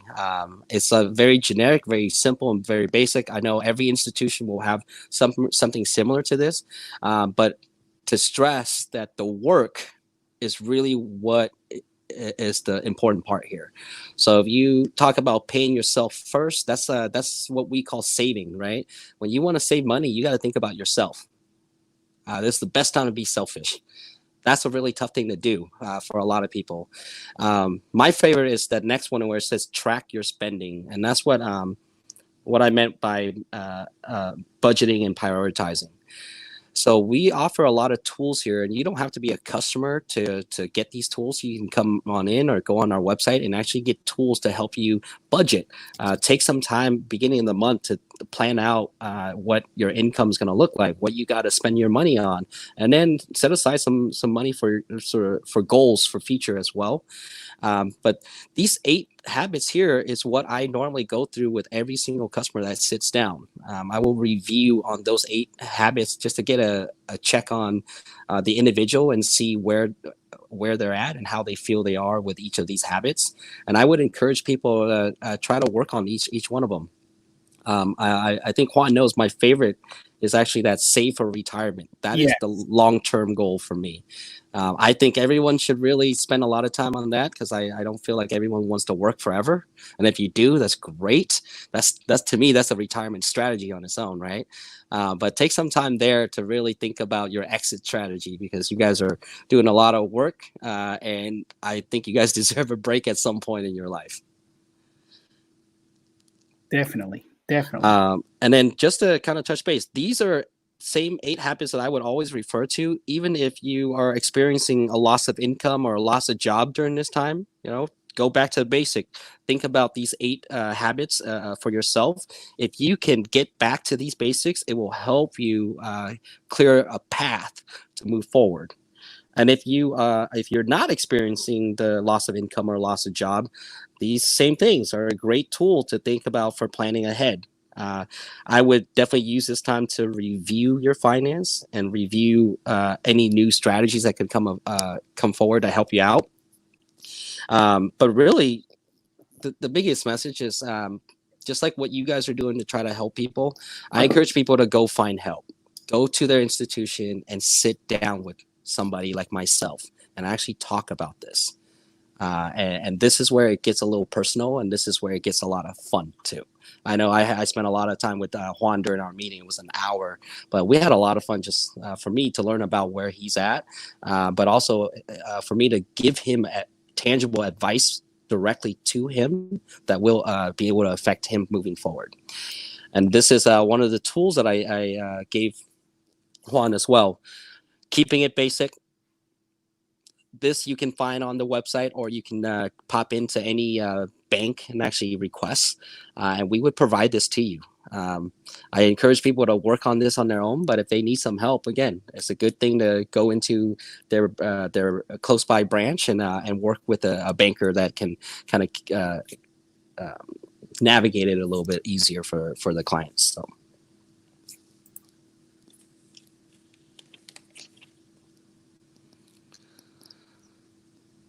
Yeah, it's very generic, very simple, but a lot of things people don't think about.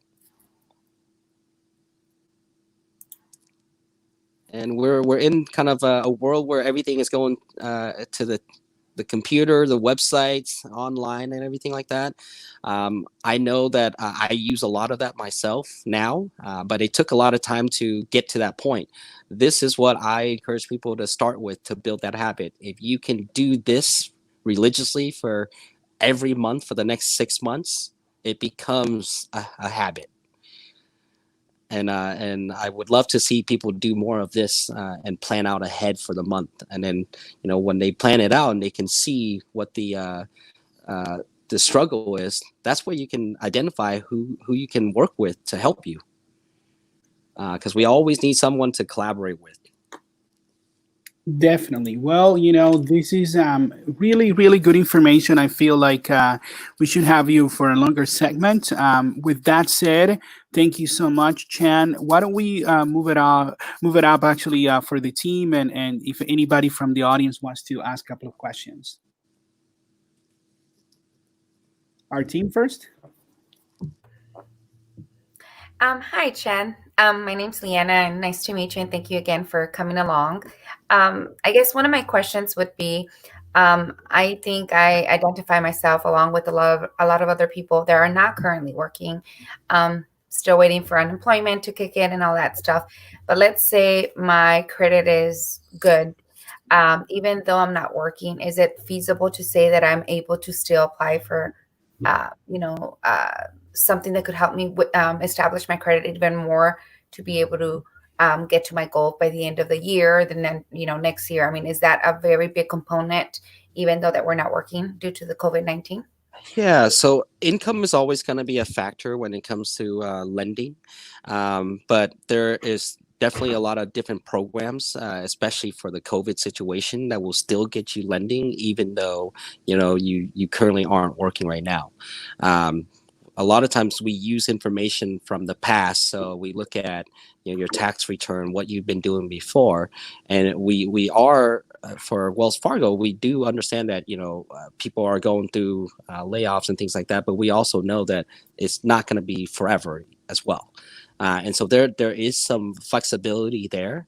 I would strongly advise to definitely review where you're at with your institution, just to and always start with your institution, because you have a lot of time that you spent there already. They have a lot of your information. They know what's going on about you, and these guys are typically all are going to try to win your business because they want to keep you there, right? And so I would always start there to see what they can offer you, and then network out. For me, I recommend to my customers, if I know of a different bank that has a certain product that this might help them, I'm willing to recommend and actually hopefully set you up with a meeting with somebody that can really go in depth with it. And so that would be the first step that I would recommend for you to do, is really reflect on what it is that you're trying to accomplish, and looking at different products from different institutions that could help. for you, I would look into a lot of state programs that may be available. Start there first, and then federal programs as well. Well, perfect. Thank you so much for your input. Yep. I have a quick question. Thank you for being here, by the way. Yeah. What about if we plan to refinance? Do you think right now would be the ideal time to refinance, or should we wait till after all this is Are over? you talking about refinance like a home mortgage or? Home and car, or maybe one or the other? Yeah, I mean, if you haven't lost income and you know your income's still strong, your credit's still strong, I would highly encourage looking into refinancing, because like I said, the rates are great right now. If it's a mortgage rates are doing pretty well. They're a little bit different than your standard interest rate amount, but the housing market is still strong, and they're still trying to make sure that people can buy homes. And so you got amazing rates, lower than I've ever seen in the last 20 years. So it's very encouraging to see that people can still buy homes even going through this. So yes, I would highly, strongly recommend, if you are planning to refinance either a mortgage, a car, or any type of loan, look into it right now, probably at least the next 2 years. 2022 is the kind of the cutoff for possibly when they will raise the rates a little bit. So these are good times right now. Thank you. And I have another quick question. For those who applied for unemployment, and you know that it was like, I believe, March, April, and June, they applied for unemployment. So what about if they tried to apply for, let's say, a personal loan? Would that be easy, or since they applied for unemployment, that's gonna affect that for them? It very well could, because, well, the thing is, we're not looking to see in the future if you're gonna continue to have income, especially if you're in employment, right? I know for us, we're gonna ask that question regarding what your income status looked like at the moment, and then we can give an explanation around it as well. What I would help my customer with is really to understand the full picture of what's going on. And I would request letters or anything that I can bring to my underwriter and say, hey, this is my client. This is what they look like here. This is the situation that we're going through. And then at the end of the day, my underwriter is going to look at, the company's policy and the laws. And then also, are we able to, based on these information? So I would say no, that it wouldn't affect them negatively just because they're on unemployment. They should definitely still try. Whether the larger banks can help or the smaller banks, you just don't know until you actually put that application in. And don't be afraid to put the application in, because I know the scare is that your credit score keeps going down, but that's actually, it's a little bit untrue. If you're shopping for the same type of products, you actually have 2 weeks to run your credit with as many creditors as possible, because you're shopping for that same product, and that only typically counts as just one credit pull. So I definitely encourage you to try. Thank you. I have one more question about what you just said. So if your credit score shows multiple pulls for the same thing, like we bought a new car, I believe it was 3 years ago, and on my credit score, it showed, I haven't checked it recently, but it showed that I had gotten my credit pulled by 4 different banks. So it actually showed it's 4 pulls. So how do I get that fixed? Well, the 4 pulls is an inquiry, so it shows you that, but it shouldn't knock down your score quite a bit. Like what I'm saying is, when you do a credit inquiry, it's gonna give you a ding, but just because 4 companies pulled it does not mean it's gonna go 4 times. You know what I'm saying? Yes, that makes sense. Thank you. Thank you, Mr. Chan. I would say Mr. Tran, right? Yes, thank you for joining us. I've been listening to everything you've been saying. You said that rates would be remaining the same at least until 2022. Is that because the Fed has decided it that way, or is it something because? Yeah, they recently announced that last month. The Federal Reserve is not going to be moving the federal interest rate, at least till 2022 is the next time they'll look at it. So So basically, it would be safe to assume, let's say, if we were recently filing for unemployment, or if we had less work right now, it would be safer to say we can expect to get out of this pandemic maybe by the end of this year, hoping that we do, and therefore getting back on track and maybe taking advantage of those same rates a little bit further down the road. Would you think that's a little bit more prudent? It very well could be. So I guess if you're going through things and you can't foresee what a year or 6 months from now to a year from now is going to look like, then I would encourage you to keep capital available as much as possible, right? The name of the game here is you got to have money to live, unfortunately, and so as much as you can, save your money. But if you're not going through a situation where you have to really keep a tight budget and things like that, there's huge opportunities for those kind of people too. And so it's a really a mix of both worlds.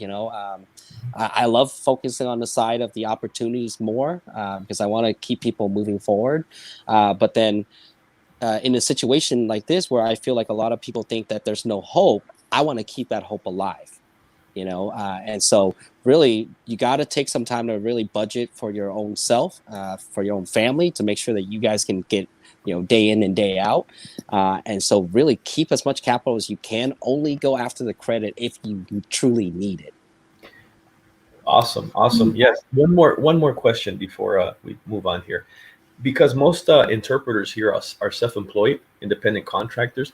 Can you explain to us just a little bit on the guidelines and the differences between self-employed and other type of employees, on what are chances, how different are our chances in getting that loan, whether it's a refinance or a purchase, given the circumstances? Yeah, so being self-employed is you just have that one source of income from your 1099s, right? And so really your tax return is going to be a big deal in underwriting discretion, because they're going to look at what you've done in the past at least 2 years, and then they'll be able to look at your bank account statements to kind of see a consistency of income. Yeah. And so that's really what you want to keep track of the most. And so the easiest thing I would say for a self-employed to do is to really establish a business account at an institution, so that way they can keep track of that. If they're getting checks for their work or they're getting direct deposit, that's going to all be seen in there. You definitely want to have at least 2 years under your belt, because most lenders aren't going to look at you until 2 years. 2 years shows more established and that you've been working at this for that long. So keeping track of your income is going to be a big key to this. Thank you. Alrighty. Awesome.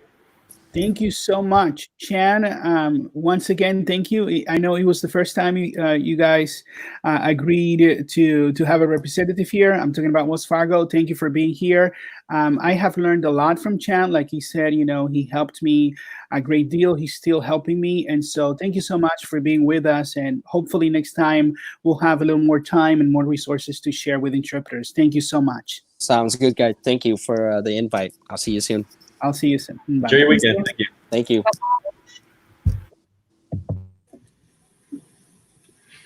So I would like to speak a little bit about Pastora. She will be presenting for us here in a little bit. Here she is. There she is.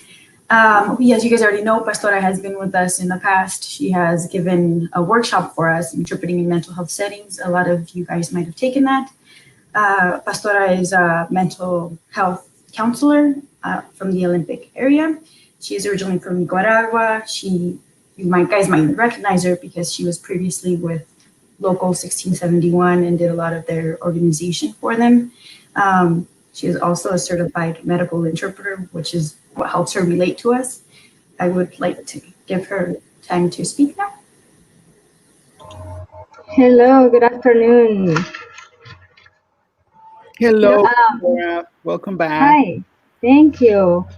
So yeah, thank you for having me again. And it's always a pleasure to join you guys. And today I'm really excited to talk about mental health and the connection between our mental health and our gut.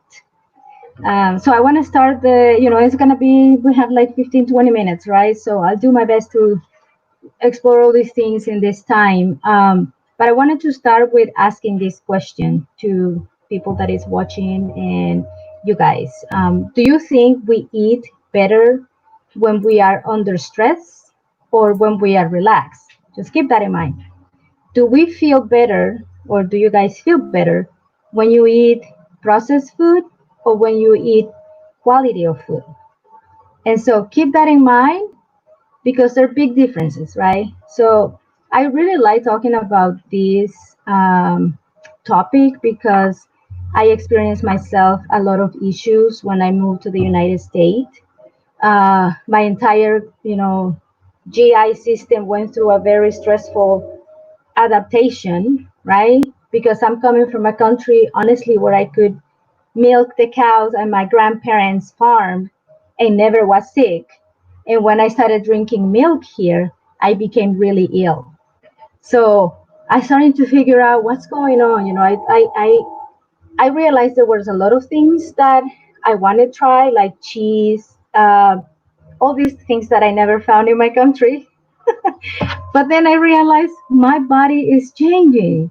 Something is altering the way my body is processing food. So I became a little bit more interested, right, on this. But it just then the mental health part came along, and currently I'm going through a certification process in preventing medicine, which is it's pretty much. Let me give you the right name. I don't want to give a wrong name. So it's I'm becoming a certified mental health integrative medicine.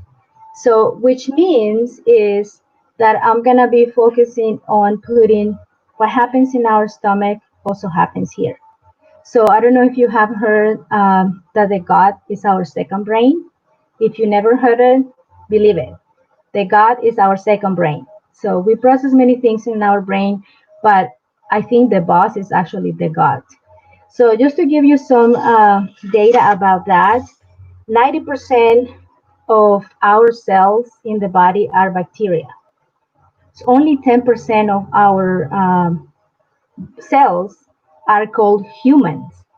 So if you think about what happened and how powerful bacteria are, just think about this ratio, right? 90 or 9 to 1. So I still believe our brain is powerful, but I think the boss is our gut. So the other thing that is important to know is that even though our brain processes or have at least 100 billion neurons, so let's think about like what happens in the gut. It's like having 100 million neurons. So they have to be balanced and working together in order for us to be, healthy. So one of the other things that I want to share with you is like again data. 60% of the production of serotonin, and I don't know if you have heard about serotonin, which is the happy hormone. Serotonin, the 60% of serotonin is produced by the bacteria. It's the bacteria in our gut signal the brain to produce that serotonin. So part of the what's happening in our gut helps to that production. So again, serotonin is synthesized in the gut, and this one starts from precursors, which is the food. So as soon as we start putting food in our mouth, actually, I read some documents that says as soon as we start thinking in food, so if we start thinking in food, we actually are activating digestion. So and it makes sense. Think about when you've been busy and you forgot to eat. I'm gonna keep giving examples. You forgot to eat, and suddenly you smell something that is like food. Before you weren't hungry, right? But as soon as that it went through your senses and it clicked with your brain says, "Hey, digestion is activated." So all the process begins, right? So, and then what happened though? Do we go and choose the right food or we go and stop by the fastest thing we can get, right? Right? And that's when we start. So eating mindfully is important because even just by thinking about food, we activate the digestion. What are the other things I want to share here? So if we review what is the American diet, remember my story. I could milk a cow, drink straight for, never got sick. I started drinking milk here and I was very ill. So what happened with our diet?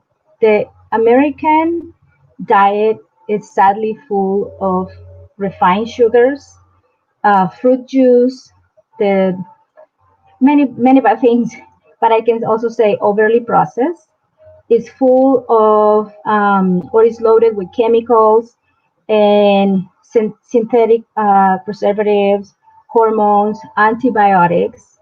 And remember what I said about what do we have in the gut? What is the percentage of bacteria that we have in the gut or in our body? 90%, right? What happens if we are consuming food that have antibiotics? Those good bacteria get killed, right? And so if we reduce the amount of bacteria by consuming products that are injected with antibiotics, we actually are debilitating our body. So you start seeing the connections, right? One thing leads to another one. The other thing is that we have been finding, and this is something that I've been noticing more often in my practice and also where I work. I work at Western State Hospital, and something that I've been seeing very common, it's in the poor diet chronically ill patients have had throughout their life. So it makes sense that, we believe that where there is mental illness, usually there's going to be poor diet. Where there is mental illness, there's usually a long history of digestive problem. So which one we fix better or sooner? I will say that if we emphasize our efforts in putting, in eating mindful, in a way that we eat healthier and in a way that we actually are keeping an eye on our gut, I think we can have less issues with depression, anxiety, um, and other common mental illness. So, what about the questions that I asked, the two questions? Can any of the other panelists say, when do you feel better? Or when do you think we eat? What was the question? Do you think we eat better when we are under stress or when we are relaxed? Let's explore that question first. Well, I definitely know that when I'm under stress, I crave sweets and chocolate specifically, and I just want to eat chocolate all day long. I love dark chocolate, so usually that's what I tend to go for. But then if I'm under stress, I also don't eat actual food. I just normally drink coffee, and I'll go on coffee all day long. That's me personally. Right. And I think we all are guilty of something because that I've done the same. But I have to say something though about dark chocolate. Dark chocolate, if you eat the actual dark chocolate that doesn't have all this huge amount of processed sugar or refined sugars, actually chocolate, like the cacao, right? The chocolate, helps to produce or increases some levels of serotonin too, because it's like a happy thing for the brain. So, but everything has to be in moderation, right? Also, coffee has been found that it's good. We can read a ton of articles that says if you drink 2 cup of coffee a day, you're gonna increase this, right? You're not gonna have heart attacks. Other research said, oh, if you actually have two, you can actually have, hypertension. So it depends on who's doing the research, but I think the first thing that you need to know is understand and know your body, right? And kind of get educated in the part of what is this food compared to this other food, right? So I have some examples of or ideas on what are the things that are good sources for probiotics. You either can get a pill, right? There's a pill that has thousands and thousands of probiotics. I think because we are consuming products highly contaminated. I would say contaminated because they're not natural, with antibiotics that are completely destroying our gut. The first thing that I would think about is, well, I need to rebuild my gut, right? How do I rebuild my gut? Either by that or actually eating apples, leeks. I have onions, garlics, bananas, asparagus, honey. I have a long list of natural things that we can eat and consume regularly, and those are natural food items that can help us to produce or to increase the microbes in our gut. Um, what are the other thing? And I have actually this list because of Anastasio, because Anastasia likes to ask about food. So Anastasia, I took the time to review whatever would be the things that you might be interested. But because the other thing, all these products, all these things that we are consuming in the food, um, there is a big problem with that. Not only affect the gut and decreases the microbes in the gut, but also causes chronic inflammation.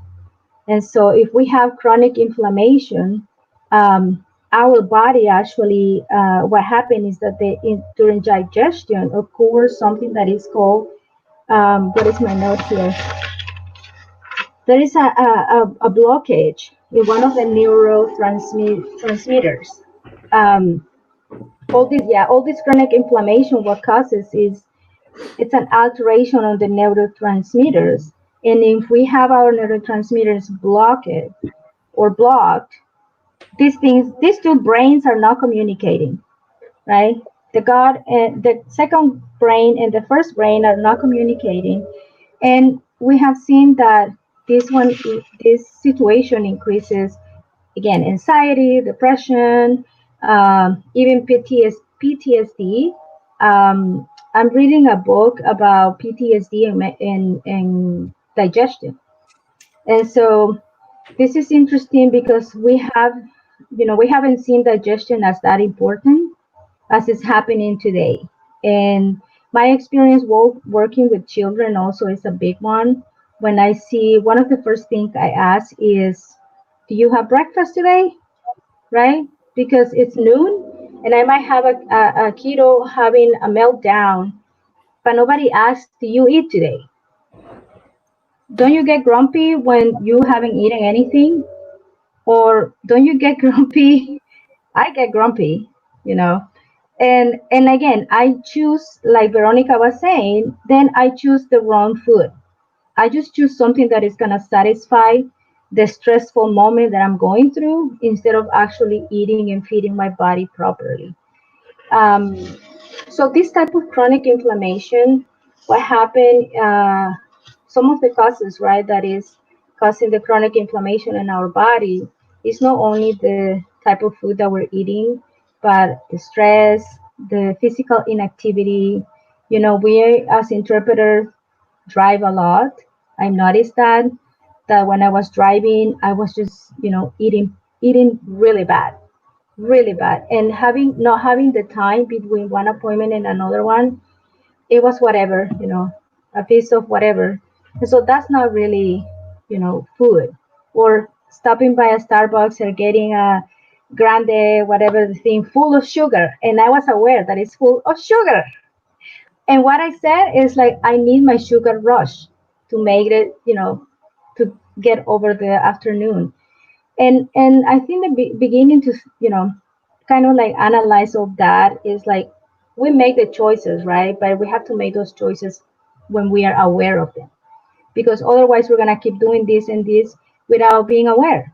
And so, um, and thinking about all that connection and how important it is that we eat well, that we eat relaxed, that we stimulate our digestion in moments where it's time to eat, and not necessarily like I personally think that I eat when I'm hungry, not when I'm not, right?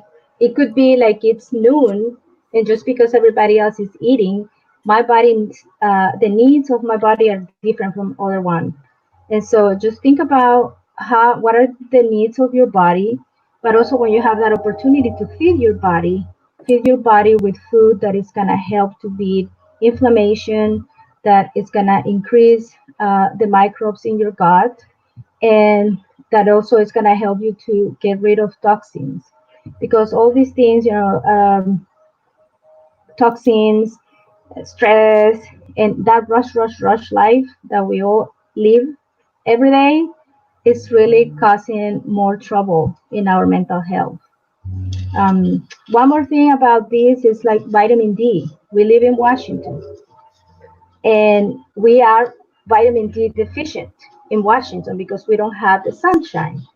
So that's another thing that I ask my patients. I usually say, when was the last time that you checked your vitamin D? When they tell me I've been dealing with depression, so I ask, when was the last time that you checked your vitamin D levels? When was last time that you actually saw a nutritionist? And ask about food and the things that you're eating.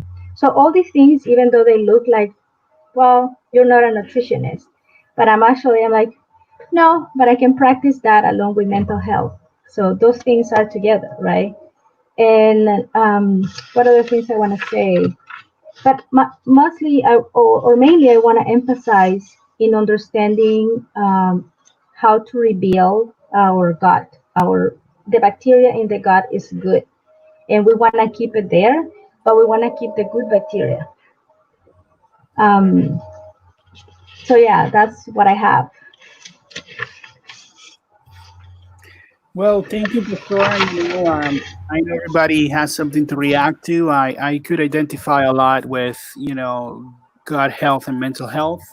Um, and I'm not gonna go on and share, a lot of my journey, but I did lose a substantial amount of weight, and it was just being mindful of the choices that I was making when I was hungry, when I had not taken breakfast, when I was stressed, and the foods that I wanted to get just to make me feel better.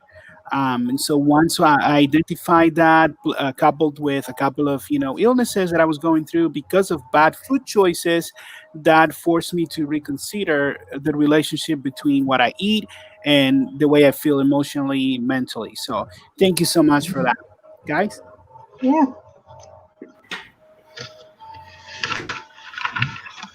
Yes, thank you so much for saying that. A lot of times we forget the correlation between our gut and our mentality, like our fog.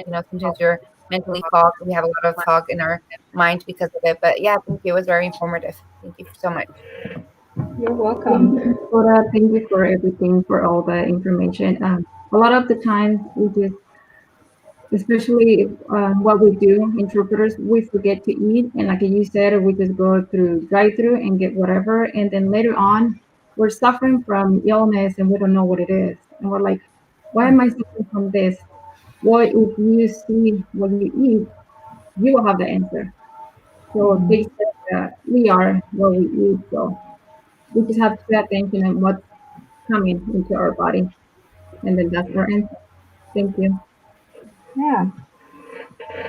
Yeah, I was actually recently in Mexico, and I did notice the difference that eating over there is to eating over here. For some reason, I was able to eat much more over there and not gain weight. I came back and I gained back all the weight right away.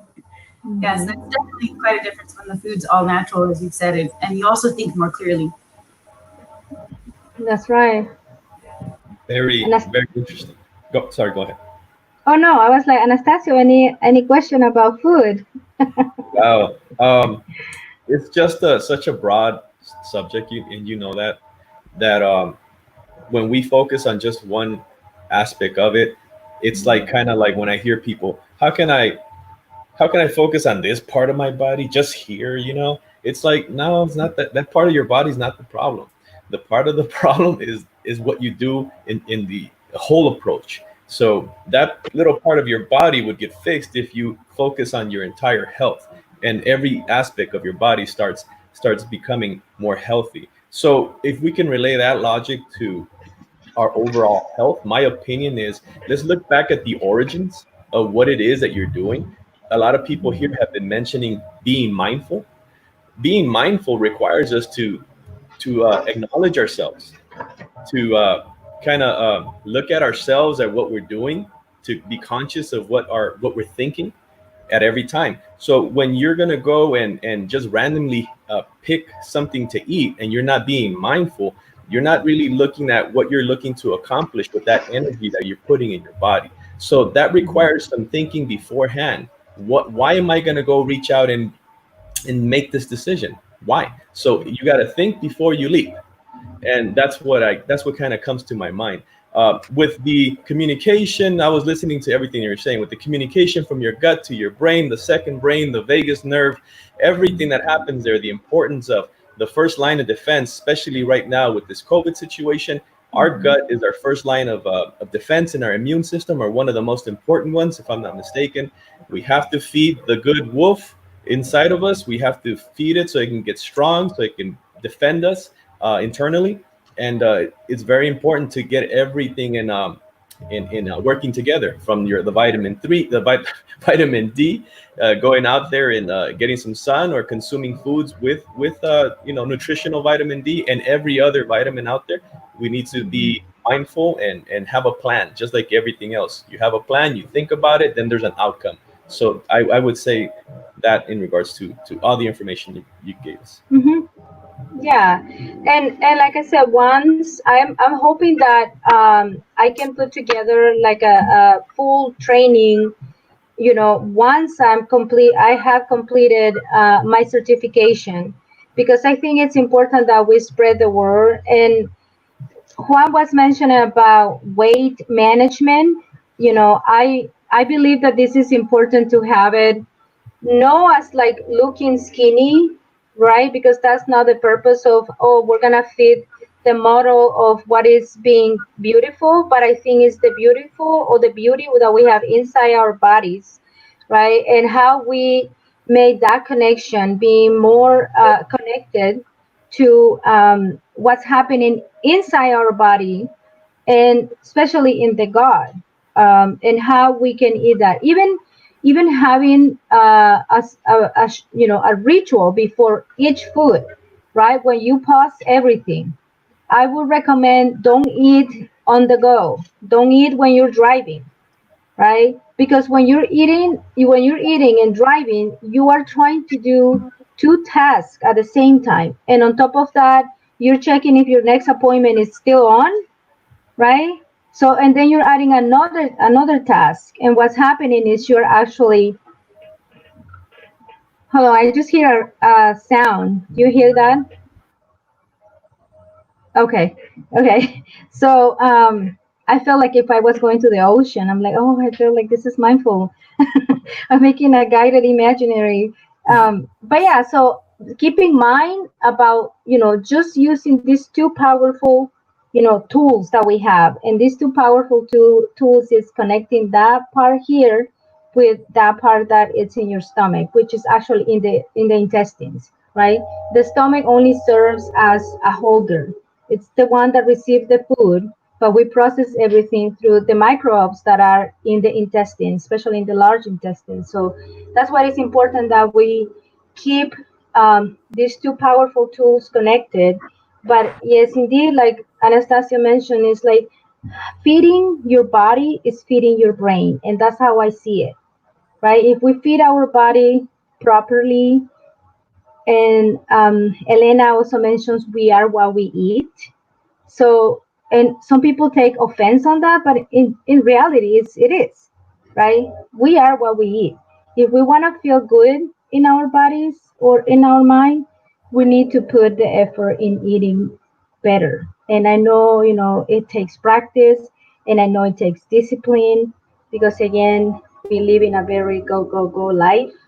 And so, even having that little moment and stop and say, at this moment, I'm gonna enjoy my breakfast.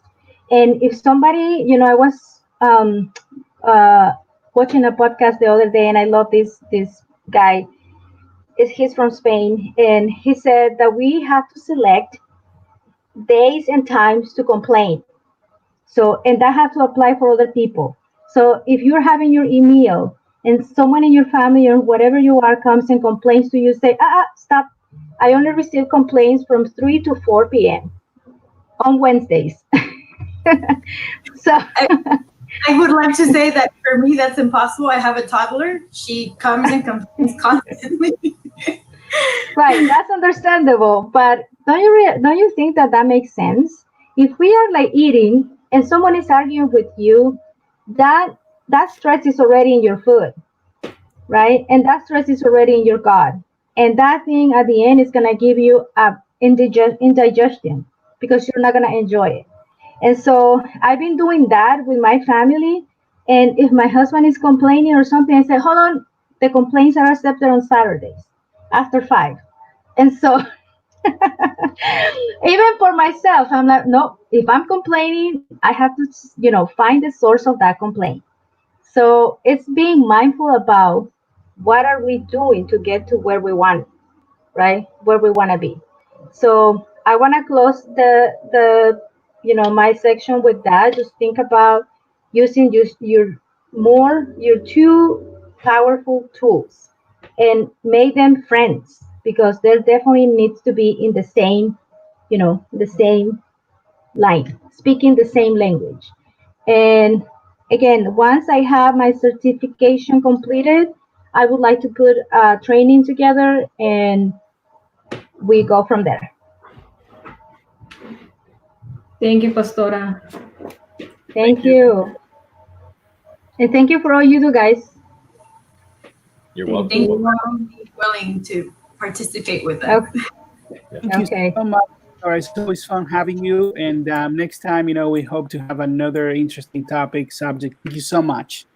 Yes, definitely. Thank you for taking the time to join us over this weekend. Thank you.